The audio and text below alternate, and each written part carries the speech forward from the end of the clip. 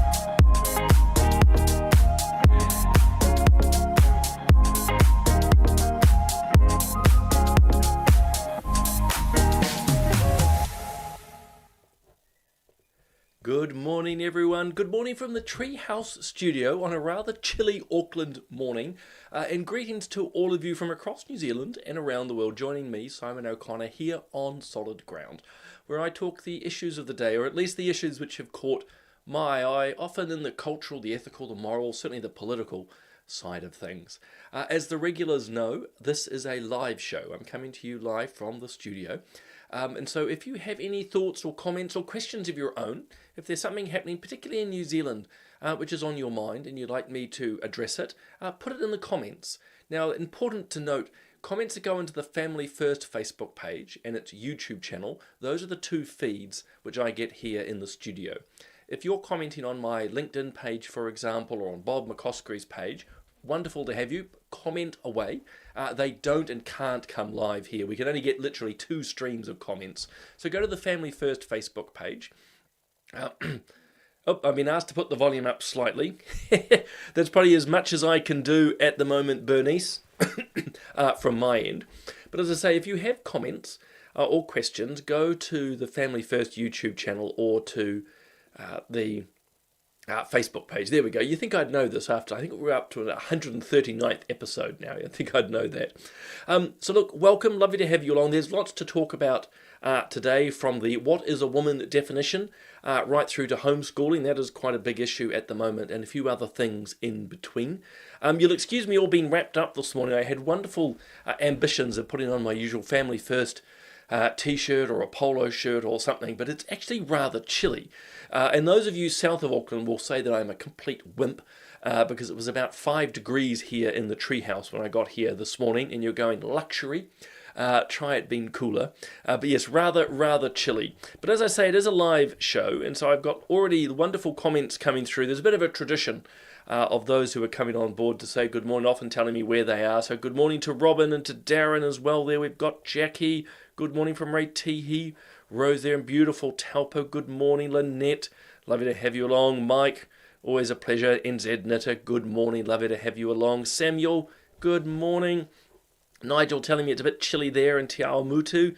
Pat, lovely to have you along. And as she's saying, maybe a great day for everyone. Bernice, as I said earlier, asking me to put the volume up. Rosie's asking me about Stuart Nash going to New Zealand first. I'll actually make a quick comment on that after these comments. I've got Catherine saying good morning. Mike's telling me the volume is better. I'll see if I can just tweak that just slightly more.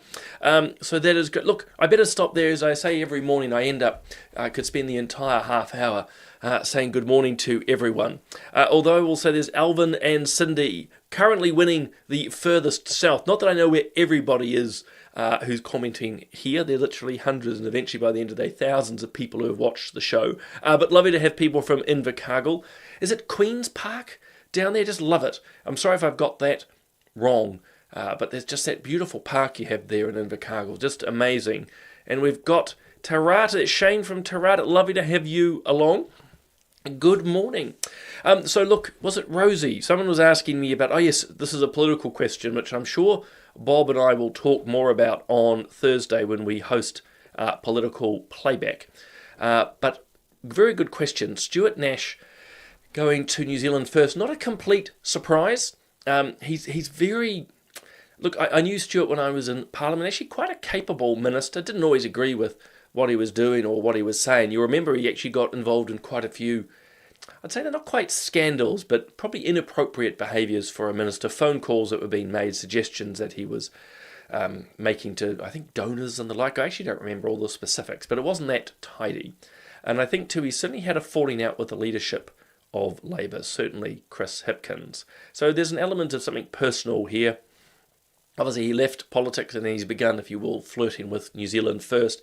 In a strange way, he may be a better fit there, with no disrespect to New Zealand first in general. But over the years, they have sort of, flown fast and loose with some of the rules. So it could be a good fit there. I think he and Winston will get on well. But at the same time, bit of a loss for Labour in the same way Alfred Nara going to from National to New Zealand first. So long and short, this is a good strategic move for New Zealand first. They'll be able to say, look, we are bringing in former ministers from Labour. In the case of Stuart Nash, we're bringing in former ministers from National, Alfred Nara. So look, there's going to be that. The downside is, of course, for those who do follow politics, political tragics like myself will remember Stuart Nash's very inappropriate comments. I think it was last year about women. I'm not going to repeat what he said here. I think it was on the platform, but very inappropriate, misogynist, really. Look, he's apologised for them. He's parking it up. He's front-footed it again, so he's trying to moderate it. But that's unfortunate for him. And I think, totally inappropriate comments around women. So we'll see how that all pans out, but I suspect quite strongly, excuse me, that New Zealand First and Stuart Nash are hoping, Rosie and others listening to this, that most people will have forgotten and that most people would not have even realised that the win here for New Zealand First is they're able to say, again, we have senior people from Labour, senior people from National who are coming to join us because these two parties are dead in the water. So we'll see how it pans out. And Alvin and Cindy are telling me, yes, it is Queen's Park. It is, thank you. Where I get confused is I've recently been in Perth where they have Kings Park. Again, amazing places. Hey, look, guys, the topics which are catching my eye at the moment is, Well, it's twofold, and I'm just trying to find the right screen. So you remember last week, in fact, there's two sets of podcasts around these topics. One was with Sal Grover, so she's the Australian standing up for women's rights. And this is not just meant to be an advertisement, by the way, of podcasts. But you'll know that last week here in New Zealand, there was the reading of this piece of legislation put forward by Jenny Marcroft, so she's a New Zealand First MP, defining what a woman and a man is. And the Parliament passed it into first reading, which is positive, but very much split down the middle between the government parties and the opposition parties. But what I wanted to share with you, which I thought was a very good articulation of thought, including my own, is from an Australian MP. Her name is Alison Penfold. She's actually what they call a national MP, not to be confused with the National Party here. Labour has a split between the... Where's my right? There we go. Between the Liberals, which is effectively the National Party of Australia, and then the party called the Nationals, which is a rural-based party. We don't really have the equivalent here. It's like Federated Farmers, but political. So she's from there, from New South Wales, and this was a speech she gave. It's about a minute long, but I think it hits things out of the park. Perhaps he will listen to Sal Grover, who kindly provided some of her own words for me to share. In a free society, people can believe whatever they want. If you want to believe men can be women, or you're a man who wants to call himself a woman, that is your business. What you cannot do in a free society is force anyone else to accept it. What is at stake here is the ability to lawfully acknowledge reality. If you care so much about trans rights, you can work out a way to get them without destroying the category of women in law, female spaces, sports services, the entire reality of lesbianism, and punishing citizens for acknowledging reality. The fact that you haven't even tried makes it appear that destroying the rights of women is the goal. Any politician who will look an Australian in the eye and tell them that a man can be a woman is admitting that they will lie about anything and everything, because the most obvious lie has already been told. If no one in this room can acknowledge reality and fix an obvious problem, you're either malicious or incompetent. The days of dismissing this issue are over. This is not a culture war, it's reality. With that, Deputy Speaker, I commend the bill to the House. I just love the line, you're either malicious or incompetent. I thought that was brilliant. In some ways, she sums up part of my view. I mean, you all know where I stand on this. We need to build a world based around reality, not belief. It's as simple as that. And she sums it up. And look, it's Sal's words, and Sal's used similar on the podcast. People who want to identify as the other sex are welcome to. People like myself are looked at as a mental health issue, and we need to put more support and care around them. But they're free to believe whatever they want. If someone wants to believe they're a cat or a table or a giraffe, go for it. Fill your boots. But do not compel me or others to believe that. And do not use that belief to force your way into other people's spaces, in this particular case, women's. But I just thought a brilliant speech there by Alison. I better be clear, I don't know her, but I just thought it was strong, forceful, to the point, and we need more of that, I'd have to say. We need more of that. And I think actually what's happening in Australia is beginning to actually create a little bit of a political tremor. I don't think it's quite an earthquake yet, but I think we will see changes there now. The absurdity of what's happened to Sal is such that, there's going to be change. And here in New Zealand, look, it's all now our opportunity now that this first reading, just noting Robin's comments there. With the passing of New Zealand's, this only first reading, to be fair, and a lot more work needs to be done, but I need each of you to step up in the coming weeks to put in a submission to the Parliament.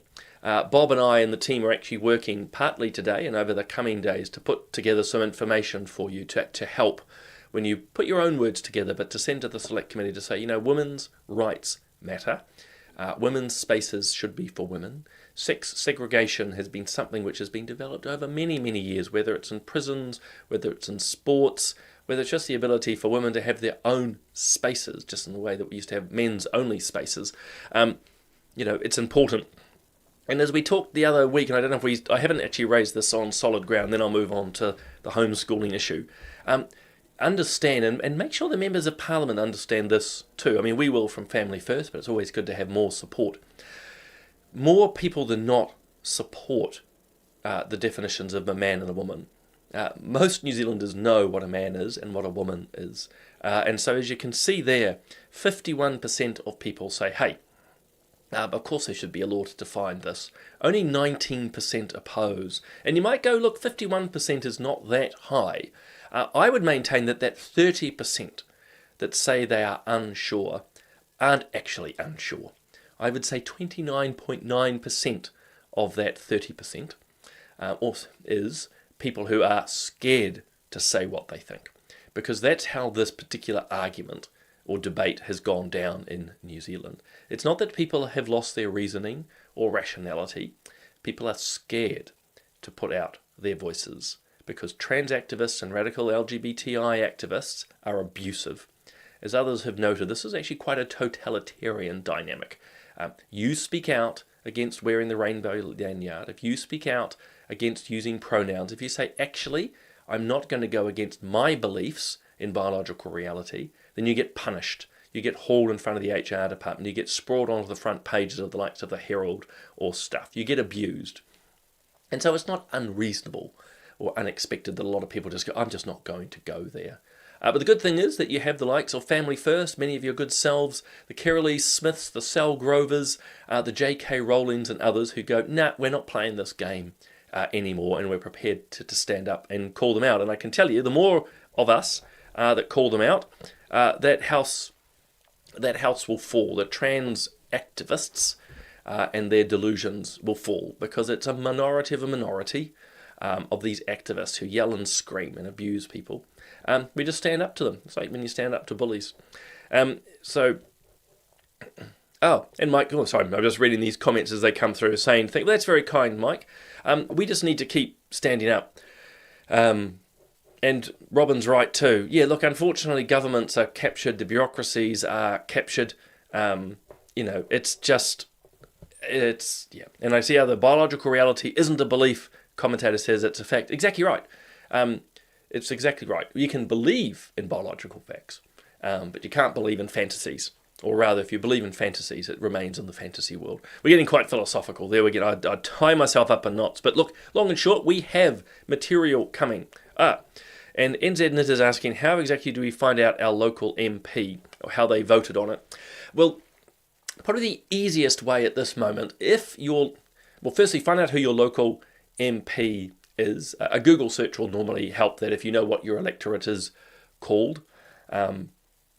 If not, drop us an email. But if you know which electorate you're in, you'll probably know who your MP is. If you don't, which by the way isn't unusual, if you don't know who your MP is, do a quick Google search. Say, who is the MP for Tamaki? Who's the MP for Napier? Who's the MP for Invercargill? Normally it'll spit it out and tell you. If they are Labour, Green or Te Pāti Māori, they voted against the bill. They voted against the definition of a woman bill. So if you have a Labour MP currently, then just to put up the question again, if you have a Labour MP, for example, or you live in Auckland Central, where Chloe Sawbrook, a Green MP is, they voted against the bill.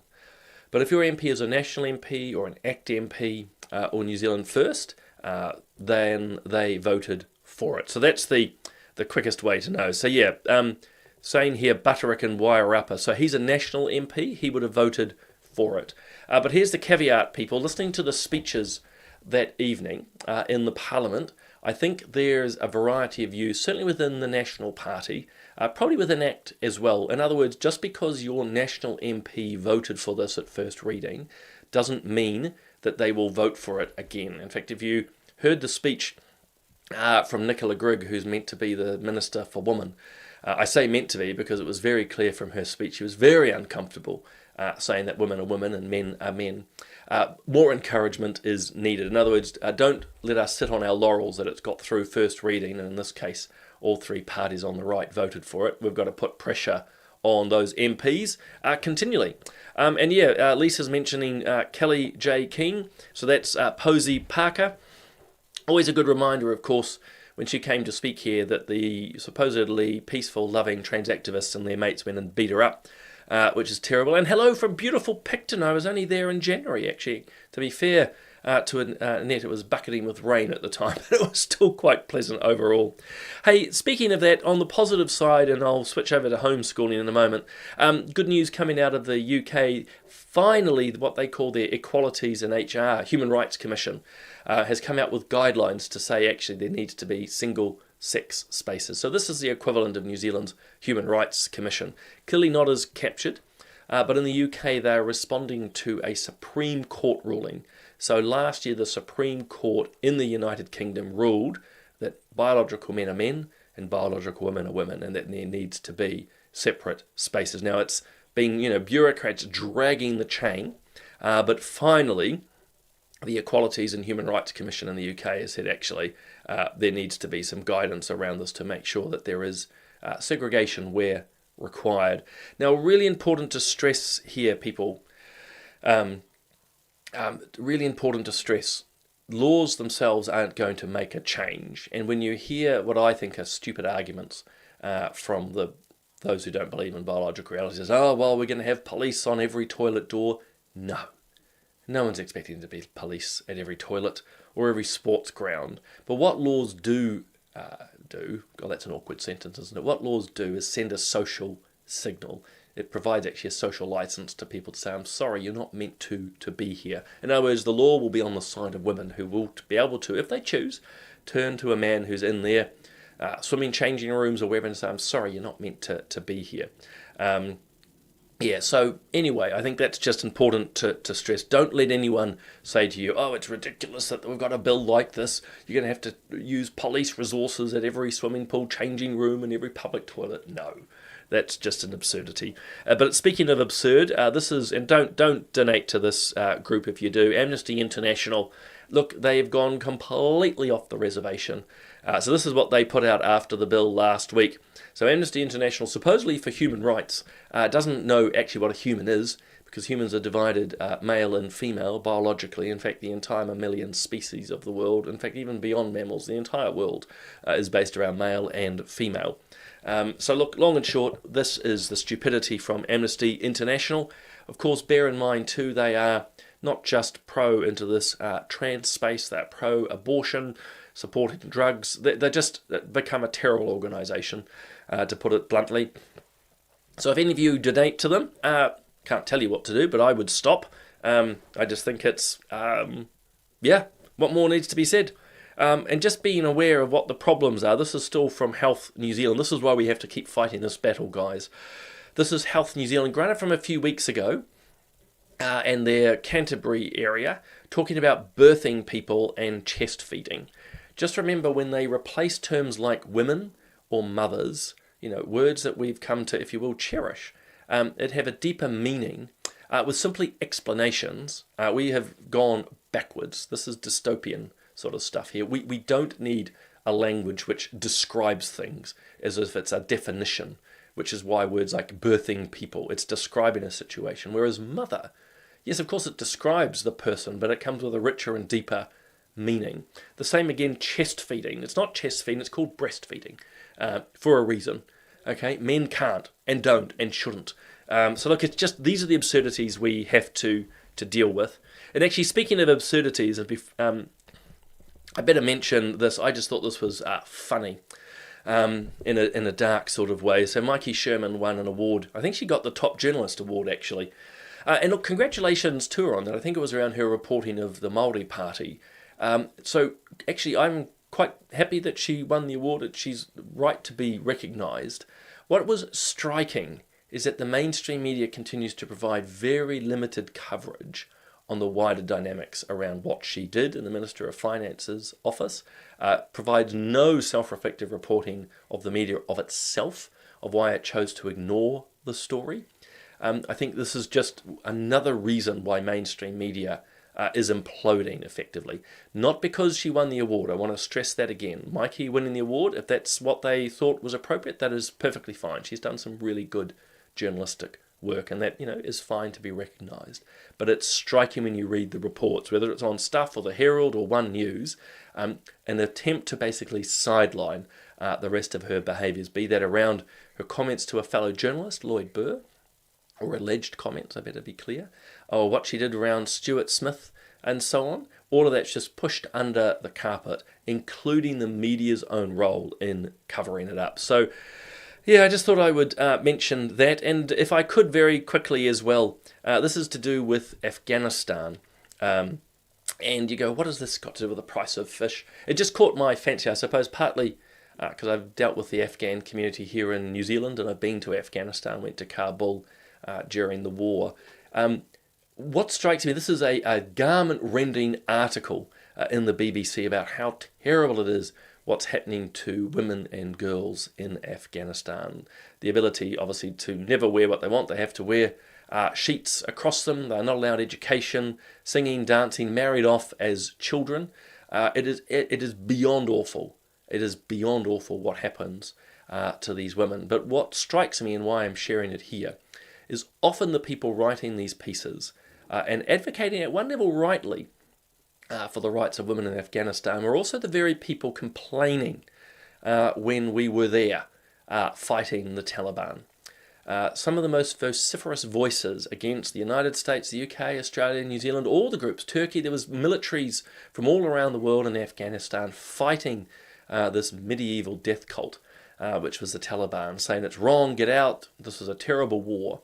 So now that we've left, these countries have left and the Taliban's taken over, journalists like this are rending their garments about what's happening. Well, again, what do you think was going to happen is my message to them. Once the Taliban took over, once we withdrew, it's no surprise. So I think it's absolutely tragic what's happening to these girls and men. Not girls and men, girls and women. I think it's just absolutely tragic. But as I say, there's a hypocrisy in often the voices that are talking about it, because they were the very ones that in some ways facilitated this to happen. Hey, look, I've prattled typical me for far too long. Homeschooling. Look, I've done an interview late last week, and I think it's important, if you get the chance to listen to it, absolutely need to listen to it if you're a homeschooler. But if you are also someone who believes in freedom and the ability to actually teach your children the values you believe in. So the government, the current government, and all three parties, ACT, New Zealand First and National, have signed off at a cabinet level to changes to basically give the Ministry of Education enormous powers, like a blank check, to the Ministry of Education to now control beyond measure homeschooling. So we have about 11,000 kids in homeschooling. They get what they call an exemption. The Ministry of Education grants some exemptions to be able to teach from home. And a lot of parents who choose this path want to because they want to inculcate their children with their values, or often are responding to kids with a variety of special needs, be it physical or neurological. You know, the kids are neurodiverse. And so it's very successful by and large. Most homeschoolers that I've come across, very, very good. And ERO, our Education Review Office, is able to go in and review, and they do. And sometimes they find some teaching's not good, and sometimes they find it's perfect. In fact, most of the time they find it's great. But for some bizarre reason, the Ministry of Education, as I say, signed off by all the political parties, has said, no, we need more regulation, we need more reporting, more assessments. And in fact, we're going to even put a clause in the law to allow the Ministry of Education to make whatever regulations it wants. It is an enormous blank check to be handed over to a ministry that I don't have much trust in, which I think is highly ideologically captured, and has, well, a whole bunch of unelected, faceless bureaucrats who I would suggest to you do not like the idea that they cannot control what these children are taught. To put it into context, if this law were to pass, I would put good money that in the weeks, months and years to come, the Ministry of Education, particularly if we ended up with a left-wing government, would start putting the likes of treaty requirements on to parents.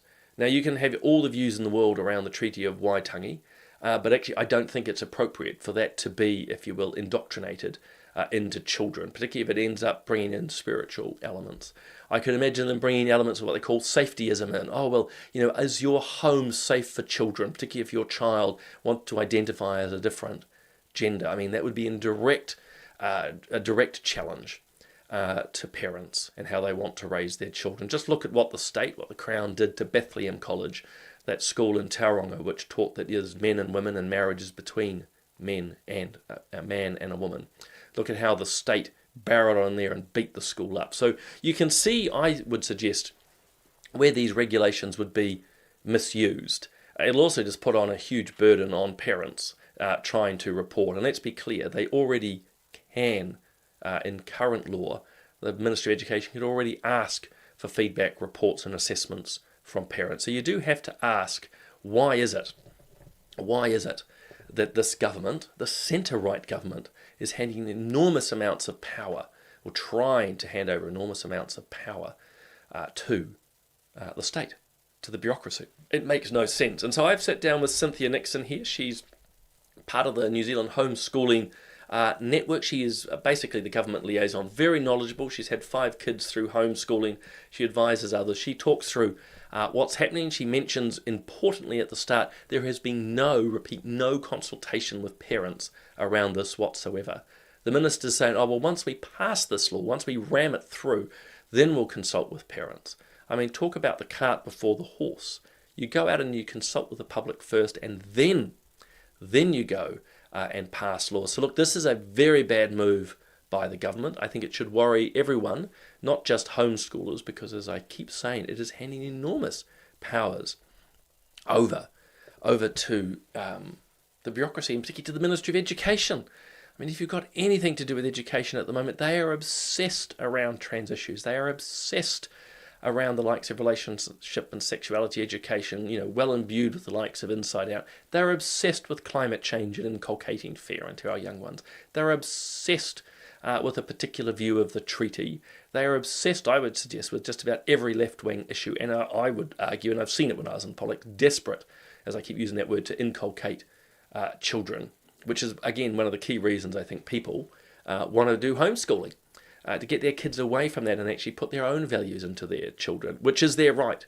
So anyway, listen to the podcast if you get the chance. In fact, I'm going to be sitting back down with Cynthia. She's got even more information to share. So I've done interviews both here and on RCR, so slightly different interviews with each, but jump on and listen to them if you want. Can't force you. Anyway, it is well after 8 o'clock. Well, actually, it's 1 minute past, but I always try to finish on time. Look forward to seeing you guys again on Thursday morning. Obviously, you've got Bob here tomorrow. He's here on Wednesdays. As you know, there's the one. I see a whole lot of comments flying through. I'm going to have to read them afterwards. But yeah, Bob is back tomorrow. Obviously, myself on Thursday. And of course, Thursday night, Bob and I will talk more about this homeschooling. We'll be talking more about Stuart Smith. There is just no shortage of political topics. But I hope you have a wonderful day in what looks out here as I peer over my camera. Gorgeous day here in Auckland. I hope it is for you around New Zealand. Have a great day, everyone. See you again on Thursday morning.